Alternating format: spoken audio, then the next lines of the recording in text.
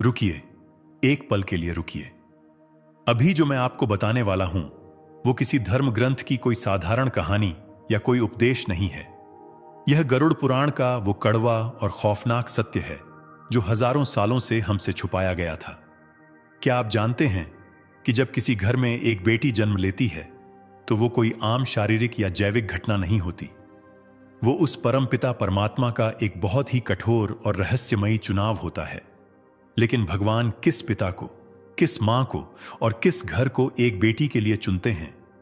और सबसे डरावना सवाल, क्या आपका घर, क्या आपके कर्म उस चुनाव के लायक थे?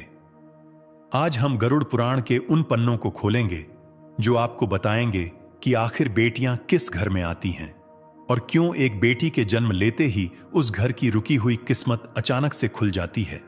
इस वीडियो को बहुत ध्यान से देखिएगा, क्योंकि अंत में गरुड़ पुराण का जो सत्य आपके सामने आएगा वो आपकी जिंदगी और आपके परिवार को देखने का पूरा नजरिया हमेशा के लिए बदल देगा।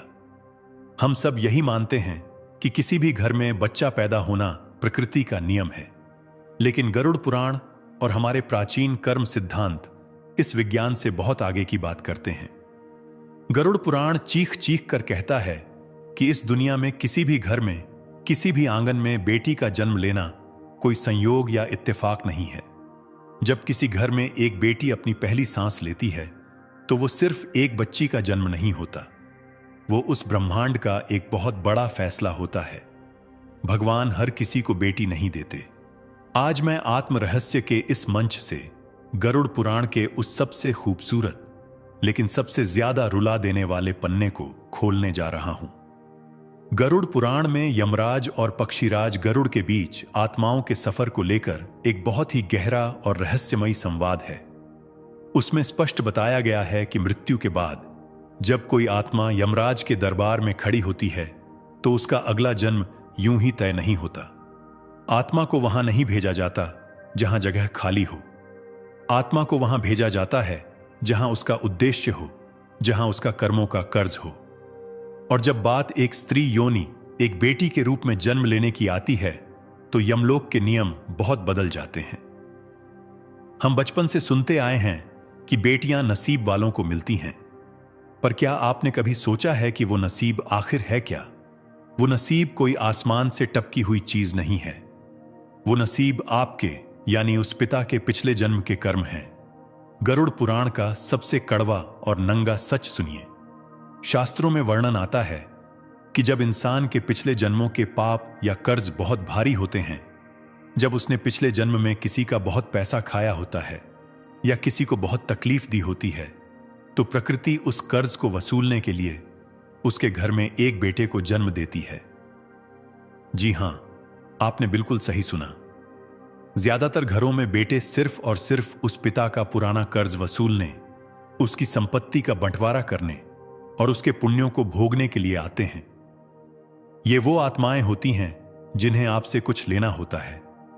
लेकिन इसके बिल्कुल विपरीत, जब किसी इंसान के पिछले जन्मों के पुण्य अपने चरम पर होते हैं, जब उसने पिछले जन्म में बिना किसी स्वार्थ के लोगों की मदद की होती है, भूखों को खाना खिलाया होता है, किसी रोते हुए इंसान के आंसू पोंछे होते हैं, तब वो प्रकृति उस इंसान को फल देने के लिए उसके घर में एक बेटी को जन्म देती है। बेटी वो आत्मा होती है जिसे आपसे कुछ लेना नहीं होता, बल्कि वो आपको अपना सब कुछ देने आती है। यही वजह है कि आपने अक्सर देखा होगा कि जब किसी घर में बेटी का जन्म होता है तो उस घर की ऊर्जा, उस घर का आभा मंडल अचानक से बदल जाता है।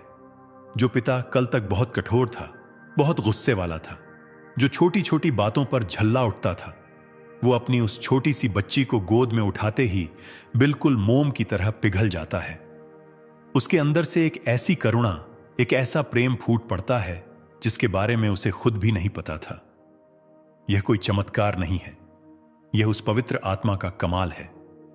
गरुड़ पुराण कहता है कि बेटियां अपने साथ ब्रह्मांड की सबसे शुद्ध और सबसे कोमल ऊर्जा लेकर आती हैं। जब वो उस घर में सांस लेती हैं तो उनके आभा मंडल से एक ऐसा कंपन निकलता है जो उस घर की सारी नकारात्मकता, सारे क्लेश और सारे दरिद्रता के जालों को काट देता है। हम सदियों से एक मुहावरा सुनते आए हैं कि बेटी तो घर की लक्ष्मी होती है, लेकिन हम इंसानों की बुद्धि इतनी छोटी है कि हमने लक्ष्मी का मतलब सिर्फ पैसा या धन समझ लिया। हमने लक्ष्मी को सिर्फ सोने और चांदी के सिक्कों में तौल दिया। गरुड़ पुराण और देवी भागवत महापुराण में बहुत ही स्पष्ट शब्दों में बताया गया है कि लक्ष्मी सिर्फ पैसों की देवी नहीं है। लक्ष्मी संतुलन की देवी है, लक्ष्मी शांति की देवी है, लक्ष्मी चेतना और करुणा की देवी है। और यह लक्ष्मी, यह सकारात्मक ऊर्जा उस घर में कभी नहीं टिकती जहां लोगों का आपस में अपमान होता हो, जहां बात बात पर गालियां दी जाती हों, जहां स्त्रियों को पैरों की जूती समझा जाता हो और जहां सिर्फ और सिर्फ स्वार्थ का बोलबाला हो। तो जब हम कहते हैं कि बेटी लक्ष्मी है, तो इसका असली मतलब यह है कि भगवान ने उस बेटी को एक बदलाव का दूत बनाकर आपके घर भेजा है। वो खाली हाथ नहीं आती, वो अपने साथ अपने उन संचित पुण्यों को लेकर आती है जो उसने अपनी पिछली कई यात्राओं में कमाए थे। जब वो नन्हे नन्हे कदमों से आपके घर में चलना शुरू करती है, तो वो असल में आपके घर के वास्तु दोषों को, आपके घर की उस भारी ऊर्जा को अपने पैरों तले खत्म कर रही होती है। यही कारण है कि आपने अपने आसपास, अपने समाज में ऐसे कई परिवार देखे होंगे जो बेटी के जन्म से पहले कर्ज में डूबे हुए थे, जिनके घर में हमेशा कंगाली छाई रहती थी।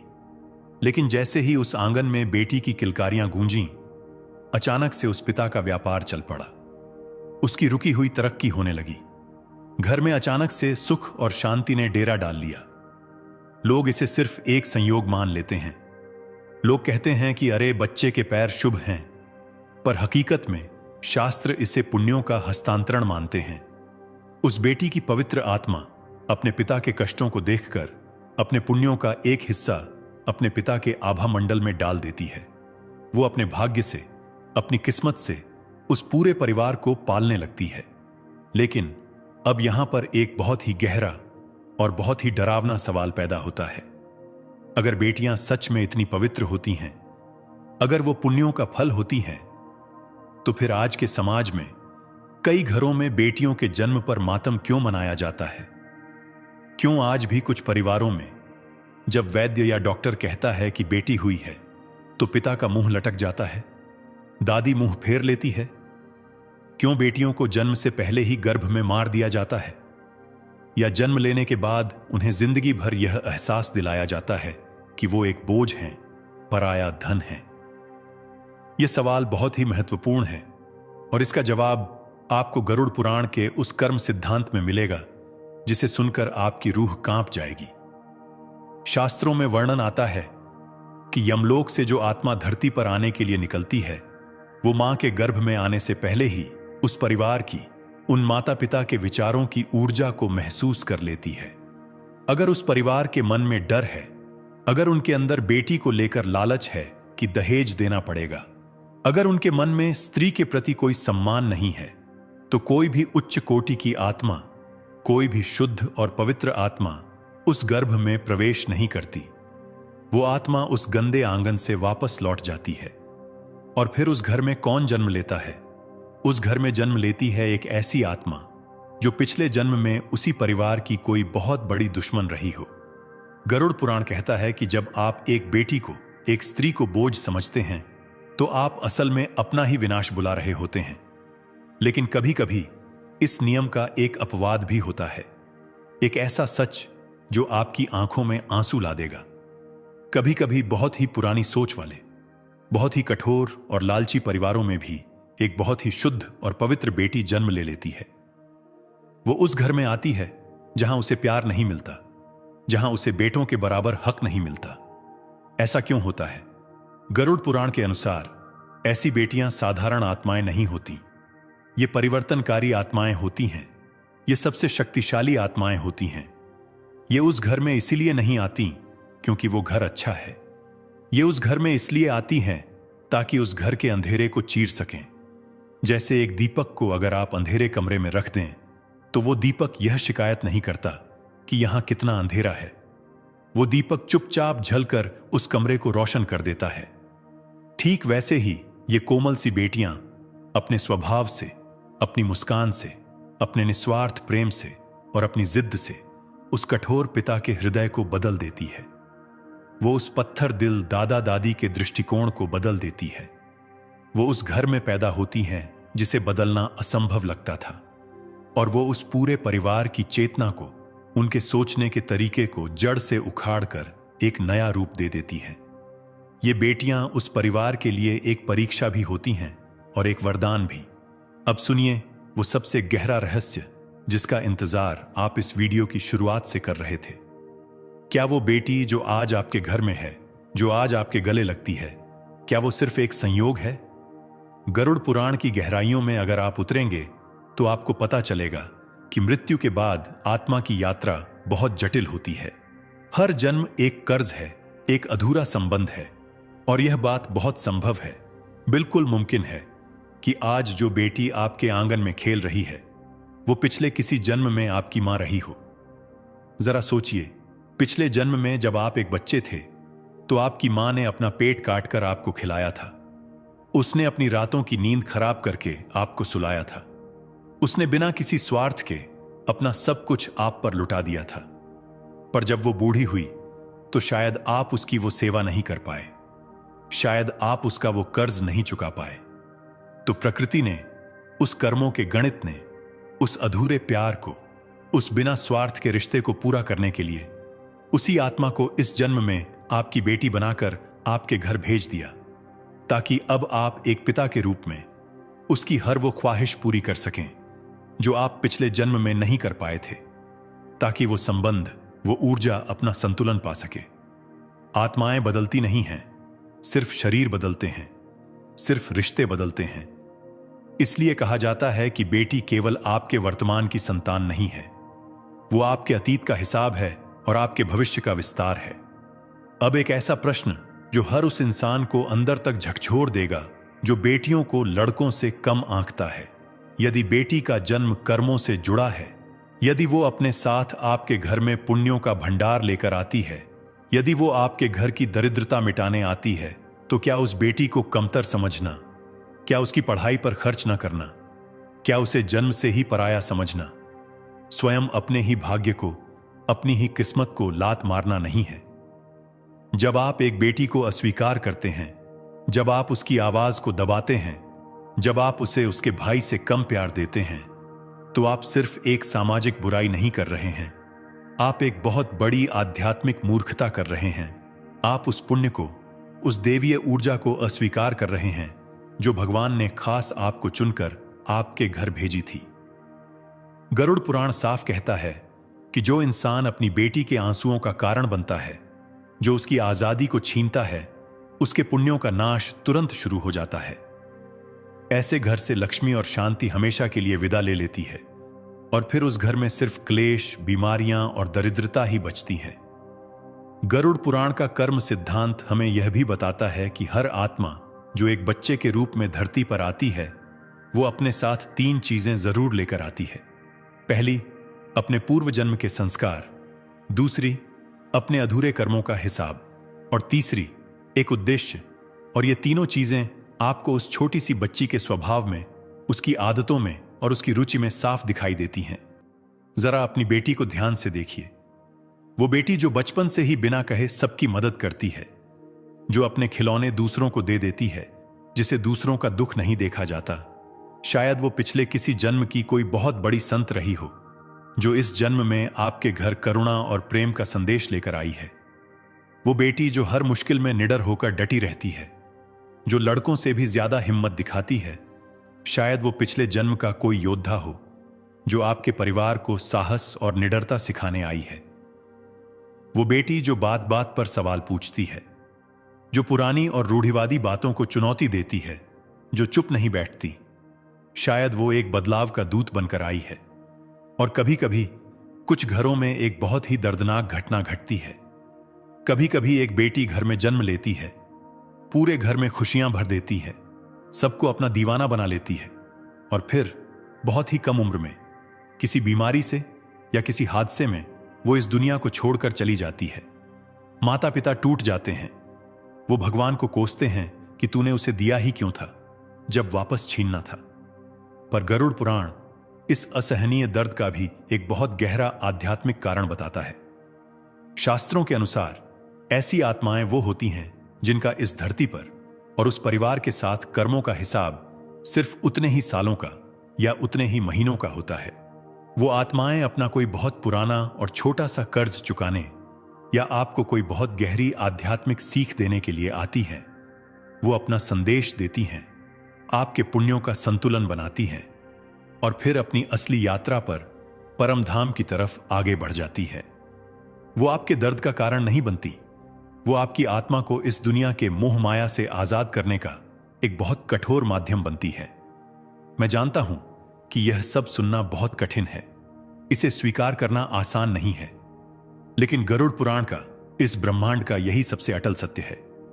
हर जन्म उद्देश्यपूर्ण है, हर सांस की एक गिनती है, हर रिश्ते का एक कारण है।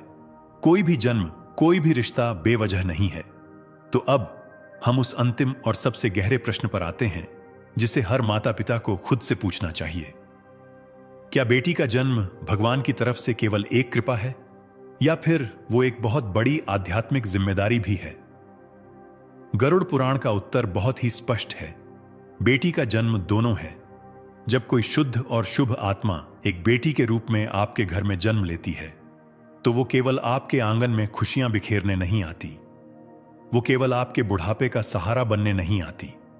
वो उस घर की चेतना को, उस परिवार के आध्यात्मिक स्तर को ऊंचा उठाने आती है।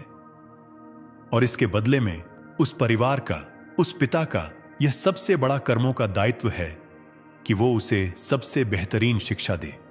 वो उसे दुनिया की हर बुरी नजर से सुरक्षा दे, लेकिन सुरक्षा के नाम पर उसे पिंजरे में न बांधे। वो उसे स्वतंत्रता दे, वो उसे अपने फैसले खुद लेने का सम्मान दे। यदि किसी घर में बेटी का जन्म तो बहुत खुशियों के साथ होता है, पर बड़ी होने पर उसे अपने ही भाई के समान अधिकार न मिले, यदि उसके सपनों को, उसकी पढ़ाई को यह कहकर छोटा कर दिया जाए कि तुझे तो दूसरे घर जाना है, यदि उसकी आवाज को अनसुना किया जाए, तो गरुड़ पुराण के अनुसार वो घर, वो पिता उस महान आध्यात्मिक अवसर को हमेशा के लिए खो देता है जो भगवान ने उसे दिया था। वो अपने पुण्यों को खुद अपने हाथों से आग लगा देता है। गरुड़ पुराण हमें यही सिखाता है कि जन्म लेने वाली आत्मा और उस परिवार के बीच एक बहुत ही सूक्ष्म और पवित्र अनुबंध होता है। आत्मा अपने संस्कार और पुण्य लेकर आती है और परिवार उसके पंखों को आसमान देने का दायित्व लेता है। यह रिश्ता केवल खाना खिलाने या कपड़े पहनाने का नहीं है, यह उस आत्मा के विकास का है। और जब एक पिता इस दायित्व को पूरी ईमानदारी से पूरा करता है तो उस घर में केवल एक बेटी नहीं बड़ी होती, उस पूरे परिवार की किस्मत, उनकी चेतना और उनका आध्यात्मिक स्तर बढ़ जाता है। मित्रों, आज हमने आत्म रहस्य के इस सफर में एक बहुत ही लंबी और गहरी यात्रा की है। आज हमने गरुड़ पुराण के उन पन्नों को खोला है जो बताते हैं कि बेटी का जन्म केवल एक शारीरिक घटना नहीं है, वो आत्माओं की उस अनंत यात्रा का एक बहुत ही खूबसूरत अध्याय है। हमने जाना कि बेटियां केवल संतान नहीं हैं, वो संस्कार हैं। वो केवल एक रिश्ता नहीं है, वो एक दिव्य ऊर्जा है जो दरिद्रता को भस्म कर देती है। कोई भी जन्म संयोग नहीं होता। हर आत्मा अपने पूर्व जन्म के कर्मों के अनुसार अपना घर चुनती है। और जब एक बेटी आपके घर को चुनती है तो वो अपने साथ एक मौका लेकर आती है, आपके अंदर के प्रेम को जगाने का मौका, आपकी कठोर सोच को बदलने का मौका और आपके परिवार को भीतर से मजबूत करने का मौका। अपनी बेटी का सम्मान करना केवल मीठे शब्द बोलने से नहीं होता, उसे शिक्षा देना, उसे अपने पैरों पर खड़े होने की ताकत देना, उसे अपनी जिंदगी के निर्णय लेने का साहस देना और उसके सपनों को अपना सपना समझना, यही उसका सच्चा आदर है। और यकीन मानिए, जिस घर में नारी का, बेटियों का यह आदर होता है, वहां केवल बेटियां मुस्कुराती नहीं हैं, वहां साक्षात लक्ष्मी और नारायण निवास करते हैं। यदि आपके घर में एक बेटी है तो आज रात उसे सोते हुए देखिएगा और अपने दिल पर हाथ रखकर भगवान का शुक्रिया अदा कीजिएगा, क्योंकि इस पूरे ब्रह्मांड में भगवान ने आपको चुना है। और यदि आपके घर में बेटी नहीं है तो सड़क पर समाज में दिखने वाली हर बेटी को, हर स्त्री को वो सम्मान दीजिए जो उसे मिलना चाहिए, क्योंकि आपका यही सम्मान, आपकी यही पवित्र नजर अगले जन्म में आपका भाग्य तय करेगी। बेटी उस परमपिता परमात्मा का सबसे खूबसूरत उपहार है और उस उपहार की रक्षा करना हमारी सबसे बड़ी आध्यात्मिक जिम्मेदारी है।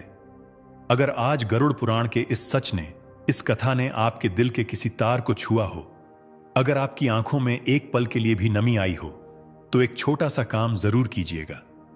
यह वीडियो अभी इसी वक्त उस इंसान को साझा कीजिएगा जिसके घर में एक बेटी है।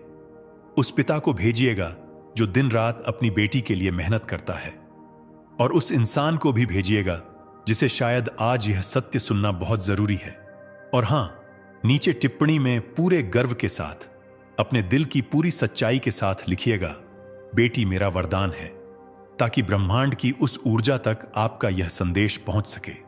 ऐसे ही गहरे, आध्यात्मिक और जीवन को बदल देने वाले रहस्यों के सफर में मेरे साथ जुड़े रहने के लिए आत्म रहस्य चैनल से अभी जुड़ जाइए।